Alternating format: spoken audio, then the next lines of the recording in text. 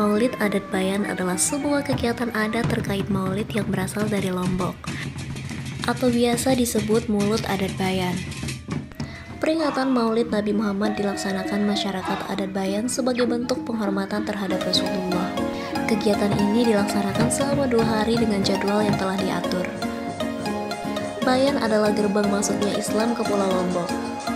Masjid kuno Bayan yang didirikan pada abad ke-16 adalah bukti penyebaran agama oleh para wali songo. Pada perkembangannya terjadi akulturasi antara adat Sasak dan agama Islam.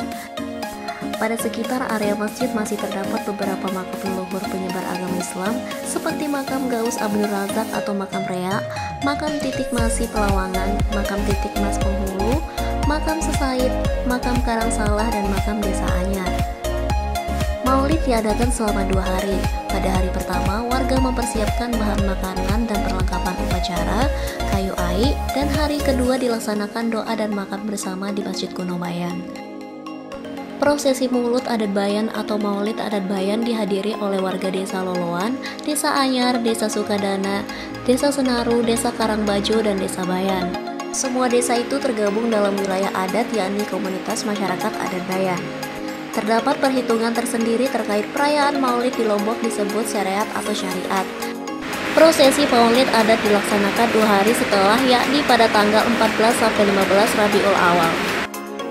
Pada pagi hari pertama, masyarakat adat Bayan menuju kampu atau desa awal masyarakat untuk menyerahkan hasil bumi kepada Inan Meni sebagai tanda syukur atas keberhasilan panen.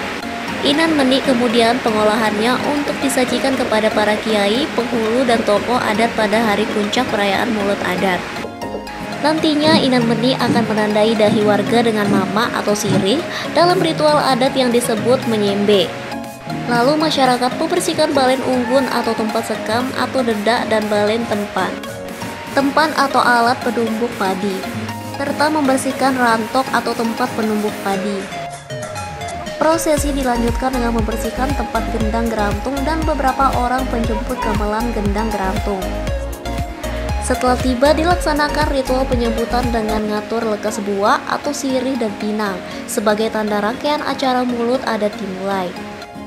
Sekitar waktu gugur kembang waru pada pukul 15.30 para wanita mulai menumbuk padi bersamaan mengikuti irama alat musik tempan yang terbuat dari bambu panjang.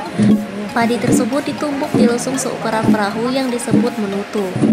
Di saat yang bersamaan gamelan mengiringi ritual mencari bumbu tutul untuk membuat umbul-umbul atau penjor yang akan dipajang pada pojok Masjid Kuno Bayan atau pemasangan tunggul. Ritual ini hanya dilakukan oleh laki-laki yang dipimpin pemangku atau meloka penguban setelah direstui oleh Inan Meni. Malam hari diisi dengan kegiatan ngegelat yakni mendandani ruangan masjid kuno dengan simbol syarat makna sembari pemain gamelan memasuki masjid. Acara dimulai dengan pertarungan 2 pria menggunakan pemukul yang terbuat dari rotan atau tomatian dan perisai berbahan kulit sapi. Pemain ini disebut presian yang biasanya dimainkan oleh pepadu atau orang yang handal. Namun pada kesempatan tersebut siapapun dipersilakan untuk bertarung pada mulut adat. Setelah permainan selesai, kedua pemain harus meminta maaf kepada satu sama lain.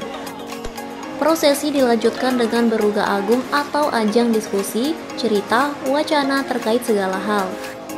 Pada hari kedua atau 15 Rabiul Awal, perempuan adat memulai kegiatan menampik beras, yakni membersihkan beras. Prosesi selanjutnya yakni berjalan menuju mata air Loko Masan Segah. Persyaratan bagi para pencuci beras ialah perempuan yang sedang suci atau tidak haid.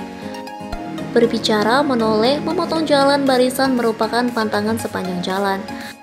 Setelah beras dimasak, hidangan ditata di atas anca atau sebuah tempat. Prosesi ini disebut pengage. Sore harinya, para pemuda atau peraja mulut diarak dari rumah pembengkel belek Batorong atau pemangku adat dari Bayan Barat. Layaknya pasangan pengantin menuju masjid. Prosesi ini menggambarkan perkawinan Adam dan Hawa. Setelah tiba di masjid, pemuka agama memimpin doa dan berlanjut dengan makan bersama sebagai puncak acara maulid sekaligus bentuk ucapan syukur warga kepada para ulama.